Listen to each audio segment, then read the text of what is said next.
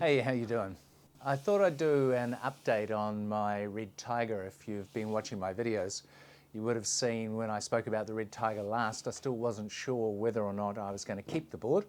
Well, the outcome is I've decided to keep it, and I just thought I would talk to you about the reasons why, what I think of this board, and what I'm going to use it for. So, I guess a little bit of background firstly. I'm 180, 5'10". I am right now just over 80 kilos, but I'm usually about 82, 83. You'll have to figure out what that is in pounds. I'm not maybe about 184 pounds, I'm not sure. So double check that. But anyway, just over 80 kilos at the moment. So this Red Tiger, which is a relatively new board. I bought it about 3 or 4 months ago now.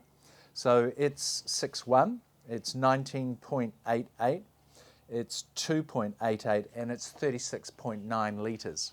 And for those of you who have watched my video on volume, you'll know that essentially I'm using volume to make up for my age, to give me a little bit more paddle power, and it works. You know, I'm shooting always for that 36 to 37 litres range.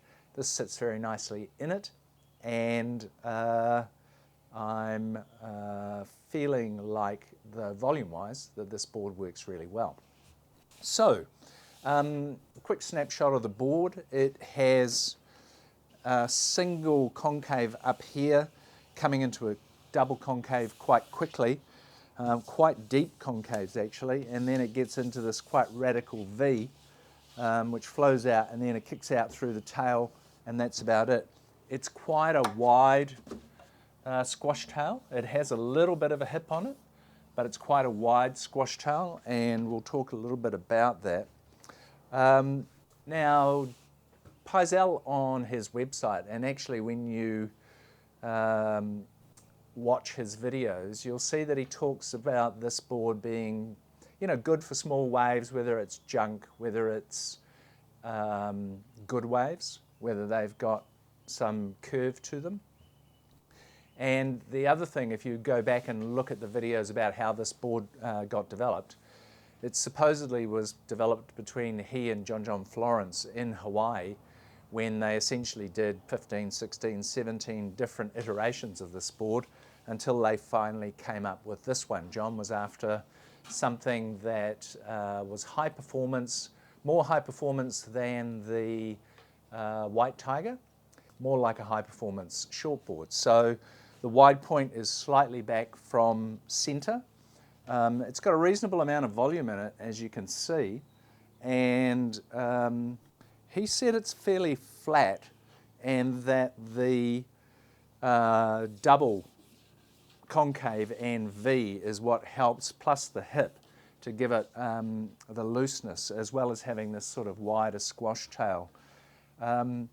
I've been having debates at the board shop that I bought this from about the amount of rocker in the tail, which we've kind of come to the conclusion that there's a little bit more there. It's not so flat, and that affects, in my view, the performance of the board. So I've taken this board out in all sorts of conditions now. I've ridden it in 2-foot surf, I've ridden it in very solid 5-foot surf, I've ridden it in ruffled conditions, I've ridden it in exceptionally smooth, glassy conditions, and I've come to the conclusion, based on all of these surfs, I've been trying different fin setups in it, and I'll get into these particular fin setups at the moment, but for me, this board is a high-performance shortboard, and I had actually hoped that I was getting a daily driver, and that's not what I've got. I think this is a high-performance shortboard for small, good waves. I don't think it works particularly well in crumbly, soft, average waves. I don't think it's, certainly for me anyway, it's not a board that works well in those kinds of conditions. I think it works best in 2 to 4 foot, when the waves have got good punch in them, when they have a nice curve to them. I don't think it works particularly well in soft, mushy, flat waves. And I think that Pyzel says that really it's a board that's suited for everybody. My feeling is that it's a board that's not suited for everybody. In fact, I think it's only really suited for advanced surfers, and I'll tell you why. But before I get into that, I should talk a little bit about my surfing and also how I determine what an advanced surfer is and what an intermediate surfer is. So for me, I think when I was younger, I might have considered myself to be an advanced surfer. But these days I think I'm an immediate surfer. Well, why is that? I think advanced surfers are able to perform a variety of maneuvers very well. I think they can surf vertically. But most importantly, I think advanced surfers are very consistent with their surfing. That is, when they go out, they surf well pretty much all of the time. You know, they don't have too many bad days. Maybe they're not catching waves, but when they're catching waves, I think they're surfing pretty well. I can have a good day surfing and I can have a bad day surfing. And I think that consistency is what has really shifted me from perhaps being an early advanced surfer when I was younger to very much, I think, an intermediate surfer now. So I class myself as an intermediate surfer.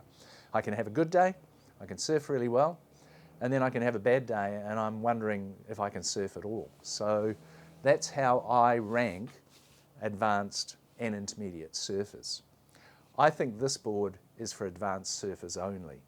And the reason that I'm keeping it is because I like the challenge of wanting to get this board to perform well for me, which it has. When the waves have been good, when they've got push, and when they are reasonably steep, then this board works well, and I've had good wave surfing like that in those kinds of conditions. But as I said in my other video, this board is extremely sensitive in that when you pop up, I had thought I was a backfoot surfer, but actually this board has made me realize I'm not as backfoot a surfer as I thought I was. So when you pop up, and if your feet are up here, this board doesn't perform that well. It doesn't turn that well, it doesn't pivot that well. And it's only when, as Wooly on Wooly TV said, is when you put your foot right back here, then this board changes its characteristics.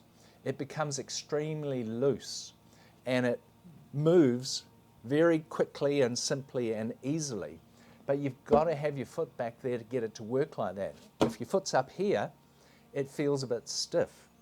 And so what you have to do is you have to be able to move your foot back there, or if you're lucky enough and your feet actually start back there, that's great. But if you're like a lot of surfers whose feet move around when they're surfing, or some of them do, you've really got to get into putting your foot back there to really make it work. And that's when you'll get this board to perform well. But my view is intermediate surfers aren't particularly good at being able to do that. Shifting their foot around, finding the sweet spot, making it work, moving their foot back if they need to adapt to the wave for whatever reason. So it's not a board that you just jump up on and it starts working for you. You've really got to find it and make it work, and in my view, you have to do that all of the time.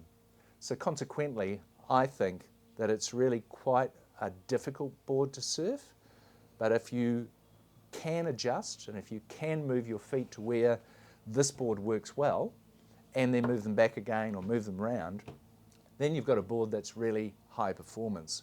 And that's the other thing really, as I was saying. This board works great in small, good waves, but it's not a daily driver in my view. It's not good for not very good waves. And when John Florence over that 3-month period with Pyzel developed this board, Well, they did it in Hawaii, where the waves are pretty damn good. Even when they're small, they've got a hell of a lot more power than waves in New Zealand, for example. So I think it was a board that was developed for John Florence in Hawaii, and consequently it doesn't really work that well outside of those conditions, particularly on waves that don't have much power. Now, I also watched a video of Koa Rothman talking when he did a comparison between this board, the Shadow, and the Radius Prime. And he's a shadow surfer, so he rated that 32 points out of 30. He rated the Radius Prime 30 points out of 30. And he rated the Red Tiger 26 points out of 30. And he said that he thought the Red Tiger wasn't really suited to surfing in Hawaii. It was more suited to surfing in California. Now, we have sort of waves a bit more like California. Obviously, we don't have the very large surf that California can get, but we have a range of surf. And so, you know, this board here is great for points, great for reef breaks, great for punchy little beach breaks. But in my view, it's for advanced surfers. It's a difficult board to surf. You've got to move around. But if you can get your feet in the right place, I think you'll find this board working really well for you. And I sort of limit that range to 2 to 4 feet because I've had this board out. I surfed in a very grunty 6-foot surf just a couple of weeks ago. I've had it out in 4 to 5, very solid 4 to 5 foot waves, and it didn't work particularly well. It felt to me like you know, you're having to be careful with it when you're riding bigger waves, and you don't really want to be worrying about being careful, in my view. So that's why I think it works better in sort of 2 to 4 foot great surf, and once you hit 4 foot, 5 foot, and you're starting to get up there, that's when you need to think about changing your boards. The final thing I'll talk about is the fins. So I've tried AM2s in this board, I've tried shapers, I've tried pivot fins.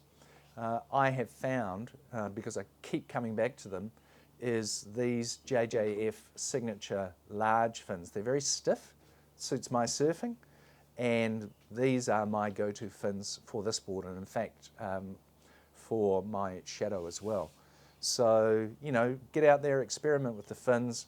I haven't yet tried Noel Salas's recommendation on a 2+1. It'll be interesting to see what that's like. But for me, 2 to 4 feet, good punchy waves, riding these JJF signature large fins.